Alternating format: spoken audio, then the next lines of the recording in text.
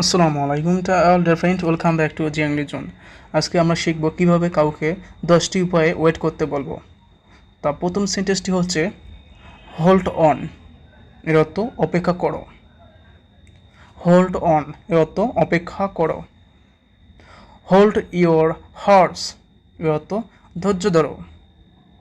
Hold your horse এর অর্থ ধৈর্য ধরো। ওয়েট এ বিট এর অর্থ একটু অপেক্ষা করো। ওয়েট এ বিট এর অর্থ একটু অপেক্ষা করো। ওয়েট ফর এ ওয়াইল এর অর্থ কিছুক্ষণের জন্য অপেক্ষা করো। ওয়েট ফর এ ওয়াইল এর অর্থ কিছুক্ষণের জন্য অপেক্ষা করো। জাস্ট এ মোমেন্ট এর অর্থ এক মুহূর্ত অপেক্ষা করুন।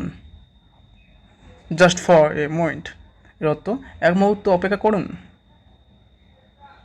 হ্যাং অন এ মোমেন্ট এর অর্থ একটু অপেক্ষা করুন। হ্যাং অন এ মোমেন্ট এর অর্থ একটু অপেক্ষা করুন। হোল্ড অন এ মিনিট এর অর্থ এক মিনিট অপেক্ষা করুন। হোল্ড অন এ মিনিট এর অর্থ এক মিনিট অপেক্ষা করুন। ডোন্ট বি সো ইম্প্যাশেন্ট এর অর্থ এত অধৈর্য হয়েও না।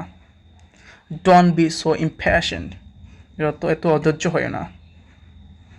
I will be back in 2 minute এর অর্থ আমি 2 মিনিটের মধ্যে আসছি।